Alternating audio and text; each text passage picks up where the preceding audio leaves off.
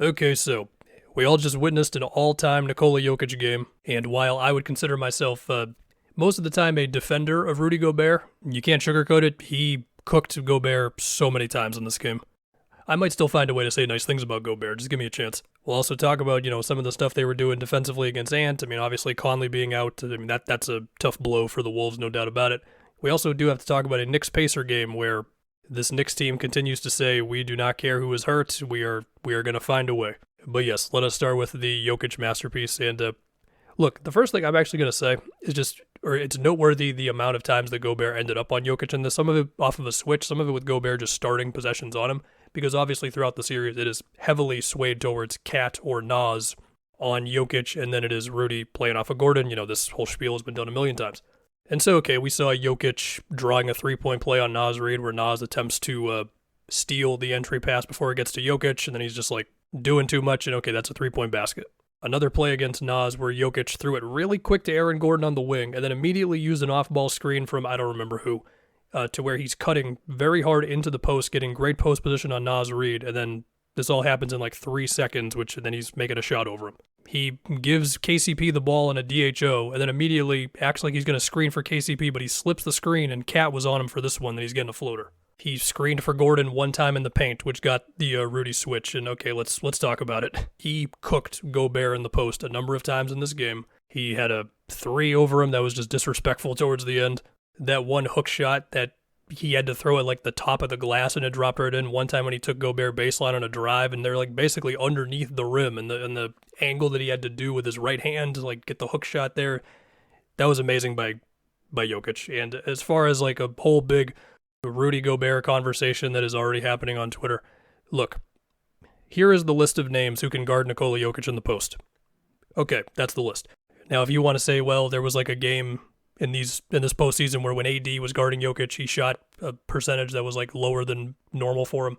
Okay, fine. And so while we can acknowledge that, yes, Jokic, he cooked him, no doubt about it, let us please not use the barometer of can you guard Jokic in a one-on-one to be like, are you deserving of the Defensive Player of the Year? And also, for what it's worth, I'm just going to, little teeny thing, I know nobody cares about this whatsoever. Gobert did still have like a not zero amount of plays where it was like Murray cutting or driving at him and then he was able to affect the shot, or Gordon or MPJ passing out of something at the rim because Rudy's right there. I know, nobody cares. It doesn't matter because Jokic cooked him, but anyway.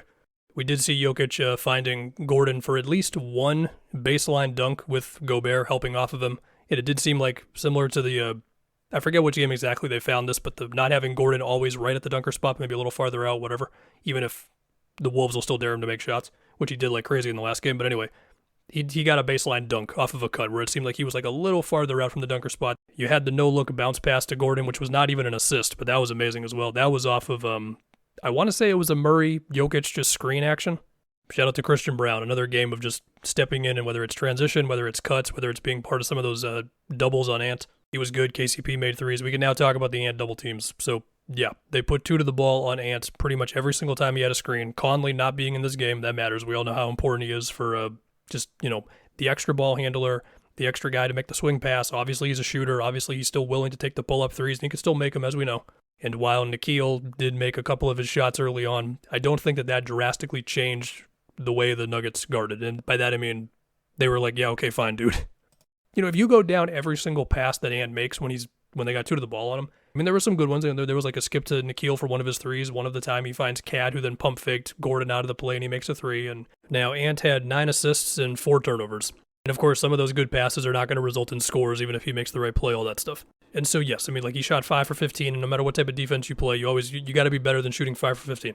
I do also believe that it's on the Wolves as a whole team to find different actions that they can go to. So, for example, like, I think this was to open up the second half. They ran a double screen with Cat and Gobert, and Cat used the Gobert screen to cut off of that, which threw a different look at the Nuggets. And I believe Ant got the assist on that one. Point is, the possession-to-possession ability of the Nuggets to get the ball out of Ant's hands, just to make a routine pass, and then out of that, they reset their defense. And this is even with Ant still getting the 9 assists again. Like, he made good plays, but the Nuggets will tell themselves, okay, fine, you got 9 assists. Cool, dude. We feel like we overcame what you guys wanted to do on offense. Now, again, what we did see was there was a play late where he was ISOing on KCP. It was actually after he ran a screen, and then they put 2 to the ball on him, and then the ball ended up back in his hands. Then he drove at KCP, drew a 3-point play on him.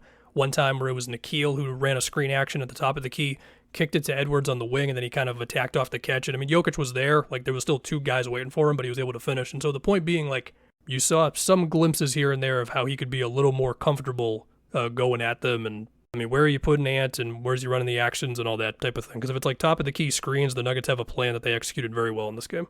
And hopefully we see Mike Conley.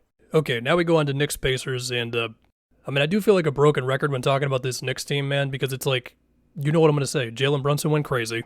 Nembhard was on him for some more possessions in this one. We know what that looks like. I mean, at this point, we have a large enough sample size. Any possession where Nembhard is on Brunson, that's a win for the Knicks immediately. And then on top of that, you had Deuce McBride, who was screening for Brunson a good amount of the time, and Halliburton was trying to like hedge and recover, and that allowed Deuce to either get the ball and then like make a 3 or keep the offense moving and make the next play. But Brunson also knew it was coming on another play, and he just split the hedge from Halliburton. It was also kind of a weak hedge, if we're being honest. And of course, it was not like Brunson only scored on Nembhard. I mean, some of them were, Neesmith or TJ not getting around an iHeart or a Precious screen, or the Knicks setting more like double screens, or hell, there was one full court screen with iHeart and Precious, which then became another screen by iHeart like around the half court line for Brunson. Deuce was also guarding Halliburton. He was guarding him well. I do think it's also fair to be like, yo, Halliburton, what the hell were you doing for some of this game on offense? Like, let's call it what it was. But no, I think Deuce had a fantastic game for the Knicks. As far as the offensive rebounding, the Knicks had 20. I just looked at them all at NBA.com, and I mean, they've got bodies in the paint. Like, you're seeing Turner or Siakam or Obi or Isaiah Jackson for the like little bit that he played in this game. They're in the paints, and iHeart and Josh Hart and DiVincenzo are Precious. They're just grabbing the damn ball. Like, there's no other way to put this. I mean, sure, sometimes the type of defense that you play can affect how good your defensive rebounding is, right? And for a couple of these, like Miles Turner needs to be in a drop, but he's like waiting for Brunson like 15 feet from the basket to contest him on a pull-up too. But even with that said, 20 offensive rebounds, 12 by one guy, including like 7 in the first quarter or whatever it was, like that just cannot happen. My mistake, it was 7 as a team in the first quarter. iHeart had 5.